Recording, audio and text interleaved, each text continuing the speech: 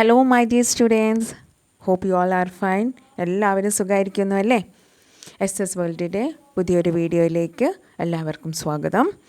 ഇന്ന് നമ്മൾ social science 1 chapter 4 ആണ് ഡിസ്കസ് ചെയ്യുന്നത്. British exploitation and resistance, British ചൂഷണവും ചെറുത്തുനിൽപ്പും. സോ പേജ് നമ്പർ 65 ആണ്. ചാപ്റ്റർ തുടങ്ങുന്നത് തന്നെ ഒരു സംഭവം വിവരിച്ചുകൊണ്ടാണ്. A day in January 1907. It was on that day the wedding of Gangul's daughter was solemnized.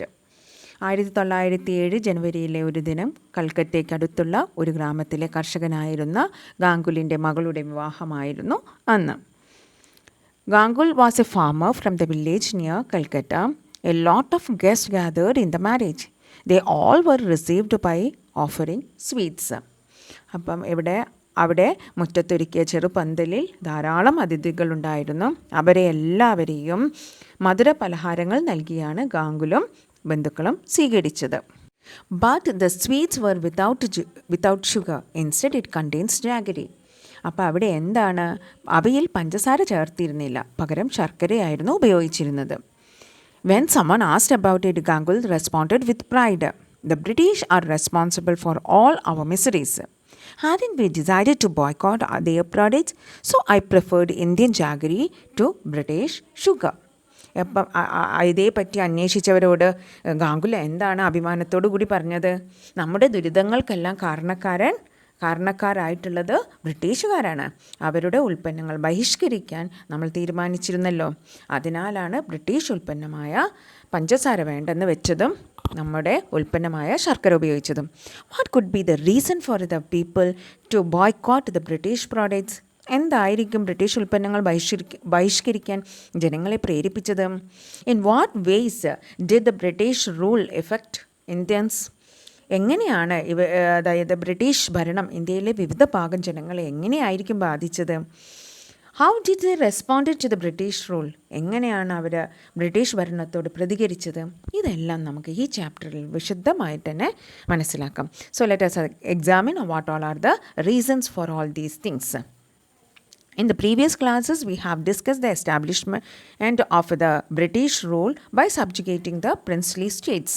കച്ചവടത്തിന് വന്ന ബ്രിട്ടീഷുകാർ ഇന്ത്യയിലെ നാട്ടുരാജ്യങ്ങളെ കീഴടക്കി അധികാരം കൈയടക്കിയതിനെക്കുറിച്ച് മുൻ ക്ലാസ്സുകളിൽ ചർച്ച ചെയ്തത് നിങ്ങൾക്കെല്ലാവർക്കും അറിയാം അല്ലേ?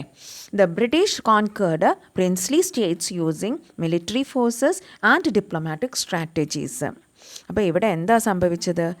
സൈനിക ശക്തിയിലൂടെയും നയതന്ത്രത്തിലൂടെയും ബ്രിട്ടീഷുകാർ നാട്ടുരാജ്യങ്ങളെ കീഴടക്കുകയാണ് ഉണ്ടായത്. It was during the span of 100 years between Battle of Plassey in 1757 and the First War of Independence in 1857 that a major part of India came under British rule. 1757 Plassey യുദ്ധം മുതൽ 1857 1857 ഒന്നാം സ്വാതന്ത്ര്യ സമരം വരെയുള്ള 100 വർഷ കാലയളവിലാണ് ഇന്ത്യൻ ഉപഭൂഖണ്ഡത്തിൻ്റെ വലിയൊരു ഭാഗം പ്രദേശങ്ങളും ബ്രിട്ടീഷുകാരുടെ ഭരണത്തിന് കീഴിലായത്. അപ്പോൾ പ്ലാസി യുദ്ധത്തോട് കൂടിയിട്ടാണ് അവർ കീഴടക്കാൻ തുടങ്ങിയത്. ആദ്യം ബംഗാൾ കീഴടക്കി, പിന്നെ മറ്റു രാജ്യങ്ങൾ ഓരോന്നായിട്ട് അവർ പല കാരണങ്ങൾ പറഞ്ഞ് കീഴടക്കുകയായിരുന്നു. അങ്ങനെ നമുക്ക് 1857 ആകുമ്പോഴത്തേന് നമുക്ക് ഭൂരിഭാഗവും പ്രദേശങ്ങളും ബ്രിട്ടീഷുകാരുടെ കയ്യിലായിരിക്കുന്നത് നമുക്ക് അതിൻ്റെ അടുത്തുള്ള ഭൂപട മാപ്പ് നോക്കിയാൽ തന്നെ മനസ്സിലാകും. Around 63% of the regions in the Indian subcontinent had came under the direct rule of British. The rest of the region were ruled by the native kings who had subjugated to the British. Indian ഉപഭൂഖണ്ഡത്തിൻ്റെ ഇന്ത്യയിലെ ഏകദേശം 63% ബ്രിട്ടീഷുകാരുടെ നേരിട്ടുള്ള നിയന്ത്രണത്തിലായിരുന്നു. ശേഷിക്കുന്ന പ്രദേശങ്ങൾ ഭൂരിഭാഗവും ബ്രിട്ടീഷുകാരുടെ നിയന്ത്രണത്തിലുള്ള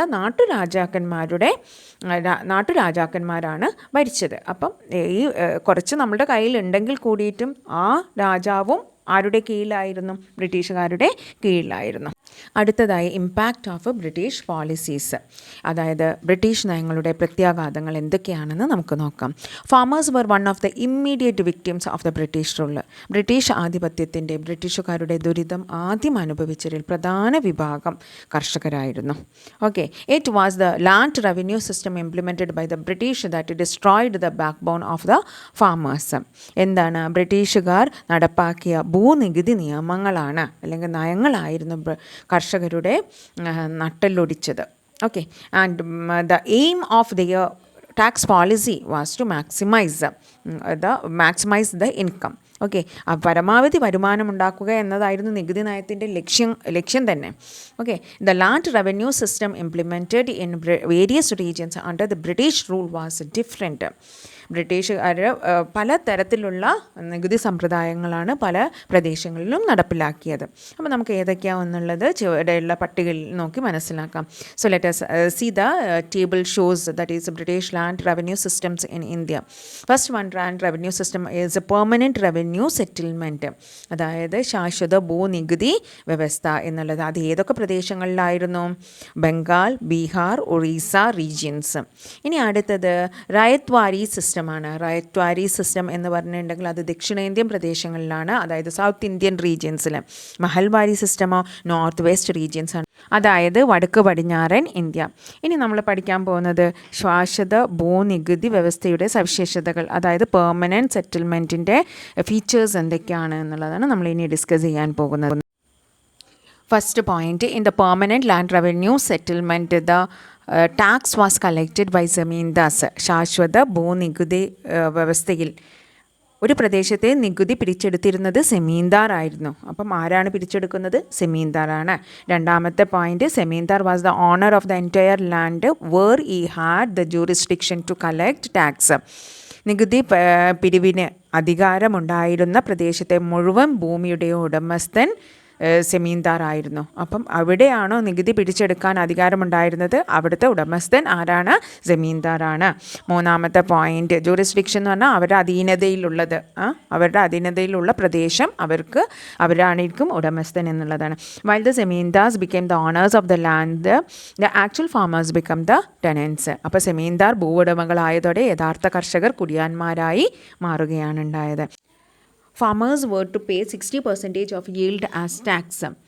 വിളവിൻ്റെ 60% വരെ കർഷകർ നികുതിയായി നൽകണമായിരുന്നു. Tax was to be paid even at the time of poor yield. വിളവ് മോശമായാലും നികുതി നൽകണമായിരുന്നു. അപ്പം വിളവ് മോശമാണോ അല്ലെങ്കിൽ നഷ്ടമാണോ ലാഭമാണോ എന്നുള്ളതൊന്നും നോക്കിയിട്ടില്ല. പെർമനൻ്റ് ആയിട്ട് അവർ കൊടുക്കുക, നിശ്ചിത സംഖ്യ അവർ കൊടുക്കുക, നികുതിയായിട്ട് കൊടുക്കുക എന്നുള്ളത് മാത്രമായിരുന്നു ഇവിടെ നമുക്ക് കാണാൻ പറ്റുന്നത്. The tax was to be paid in cash strictly before the cut off date. Before introducing the system tax could be paid in kind. നിശ്ചിത തീയതിക്കുള്ളിൽ തന്നെ നികുതി പണമായി നൽകണമായിരുന്നു. പക്ഷേ മുമ്പൊക്കെ ഉൽപ്പന്നങ്ങളും കൊടുക്കാമായിരുന്നു. പക്ഷേ ഈ നിയമം വന്നതോടുകൂടി, ഈ റവന്യൂ സിസ്റ്റം വന്നതോടു കൂടിയിട്ട് അവർ ക്യാഷായിട്ട് തന്നെ കൊടുക്കണമായിരുന്നു. Paid in cash only. Okay, അവർ നിശ്ചിത തീയതിക്കുള്ളിൽ നികുതി പണമായിട്ട് തന്നെ കൊടുക്കണമായിരുന്നു. Lord Cornwallis British governor council introduce this system. അപ്പം ബ്രിട്ടീഷ് ഗവർണർ ജനറലായിരുന്ന കോൺവാലിസ് പ്രഭുവായിരുന്നു ഈ നയം നടപ്പിലാക്കിയത്.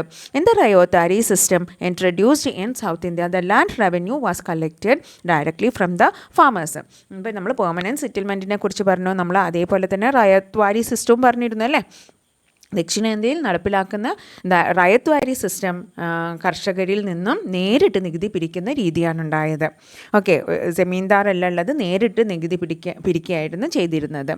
Through ownership of land was vested with the farmers, excessive tax impoverish them. അപ്പോൾ ഇവിടെയും എന്താണ്, ഭൂമിയുടെ ഉടമസ്ഥാവകാശം കർഷകനായിരുന്നു, എന്നാൽ അമിതമായ നികുതി നിരക്ക് കർഷകനെ ദരിദ്രനാക്കി. ഉടമസ്ഥാവകാശമുണ്ടെങ്കിലും പക്ഷേ എന്താണ്, അവർ ഒരുപാട് നികുതി അവർക്ക് അടിക്കണമായിരുന്നു. ഇനി നമുക്ക് മഹൽവാരി സിസ്റ്റത്തിലേക്ക് നോക്കിയാലോ. In the Mahalwari system the village headman is assigned the responsibility to collect tax. ഇവിടെ മഹൽവാരി വ്യവസ്ഥയിൽ ഗ്രാമതലവനായിരുന്നു നികുതി പിരിച്ചെടുത്തിരുന്നത്.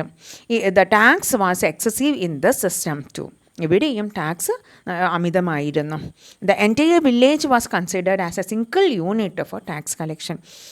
ഇവിടെ നമുക്ക് ഗ്രാമത്തെ, അതായത് മഹൽ എന്ന ഒരു യൂണിറ്റായിട്ട് കണക്കാക്കിയായിരുന്നു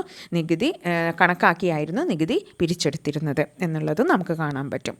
the land revenue policy is implemented by the British affected the agricultural sector. ബ്രിട്ടീഷുകാർ നടപ്പിലാക്കിയ നികുതി നയങ്ങൾ കാർഷിക രംഗത്ത് വൻ പ്രത്യാഘാതങ്ങൾ ഉണ്ടാക്കി.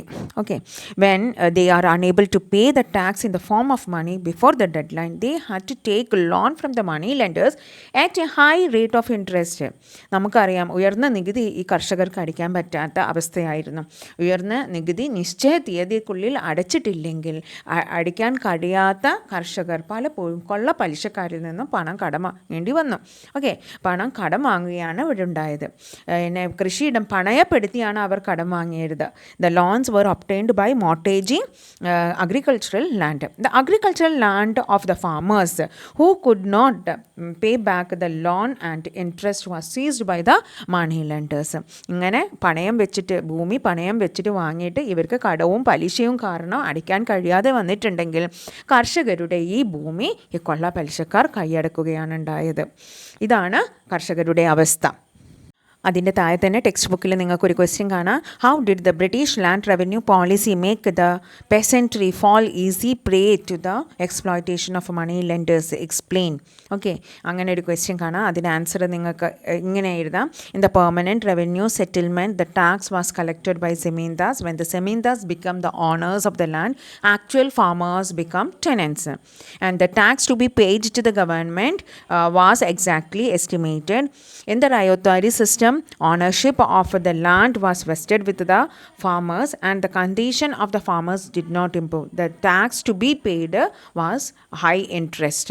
Okay, so they have to pay the high interest and they have to, that is the agricultural land of the farmers who could not pay back the loan and interest was seized by the money lenders. Okay, that is the answer for that question.